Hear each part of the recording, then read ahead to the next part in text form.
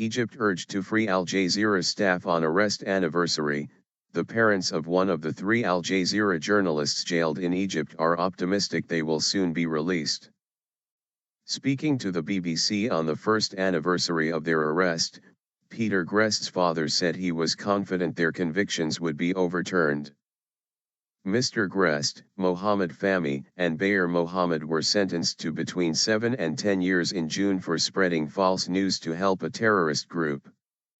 Later this week, a court will decide whether they have grounds for appeal. The journalists strenuously deny collaborating with the banned Muslim Brotherhood after the overthrow of President Mohammed Morsi by the military last year. They say they were jailed simply for reporting the news. Flaws and controversy. Colleagues and friends of Mr. Greste, an Australian former BBC correspondent, Mr. Fahmy, Al Jazeera English's Canadian-Egyptian Cairo bureau chief, and Mr. Mohamed, an Egyptian producer, marked the anniversary of their arrest at newsrooms across the world on Monday.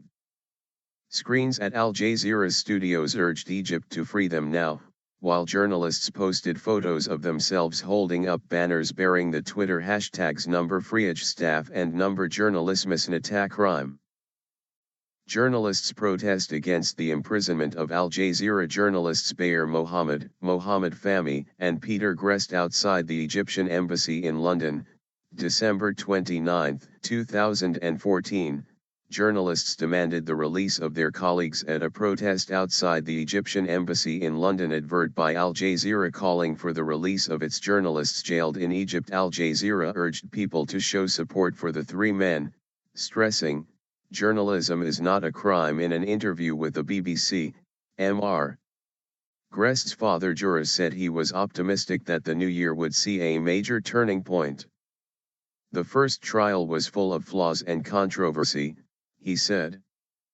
"We believe that the only decision that the Court of Cassation can make is to overturn the original verdict.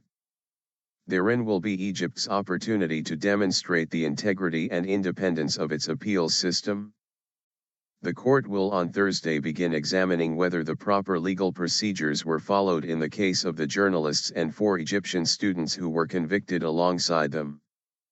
It could either uphold the guilty verdict given by the court which tried them earlier this year or quash it, in which case a retrial would be ordered." Uncertainty. Mr. Fahmy's fiancée, Marwa Omara, told the BBC that she was concerned about the length and uncertainty of the appeal process.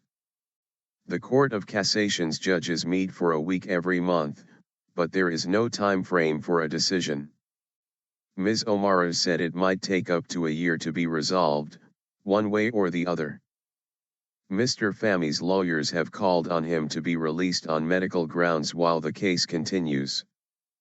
They say he had surgery in mid-November on his right arm, which he broke days before his arrest, and has not received adequate treatment for his hepatitis C. Mohamed Fahmy, Bayer Mohamed, Peter Greste. The 3 jailed Al Jazeera journalists, Mohamed Fahmy, Bayer Mohamed, and Peter Greste. Australian Foreign Minister Julie Bishop said she had received mixed signals from the Egyptian government about the case. "We had indications that Egyptian President Abdul Fattah al-Sisi would exercise his authority regarding a pardon or a clemency plea in advance of the appeal," she told the Australian Broadcasting Corporation. "Yet, in the meantime, the Egyptian foreign minister has said to me that we have to await the appeal, so there are different messages coming from the Egyptian government." Last month, Mr. Sisi said he would consider pardoning the journalists after approving new legislation that would allow the authorities to transfer foreign nationals to their home countries to face trial or serve their sentences in cases of the highest interest of the state. Hopes for the journalists' release have also been boosted by improved relations between Egypt and Qatar, which owns Al Jazeera.